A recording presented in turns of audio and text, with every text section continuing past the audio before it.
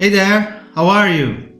My name is Jorge Daniel, and in this video I'm going to show you how to enable areas in the Dynamics 365 and model-driven apps menu. Areas can help you organize menu entries and also declutter the menu when you start to have a lot of options there. And another good reason to enable areas is to keep some more configuration-oriented tables in a specific area. To enable areas, go into your solution, look for your app and add it. Once it loads, click on Navigation and Enable Areas. With that, you now have this Area 1 right here.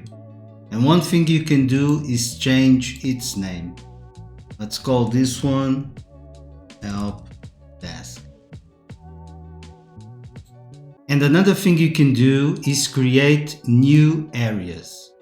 Let's call this one Configuration. And in this area we can now add new pages. Let's add here System Users. This one. And as you can see, you now have in this lower part of the menu a new control which allows you to change between areas. Let's publish the app.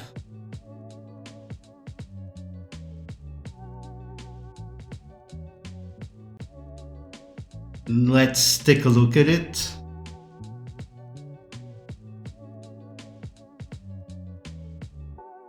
And there you are. You now have this help desk area and the configuration one which we have just created. What do you think about this one? Let me know in the comments, okay? I hope to see you soon. Bye!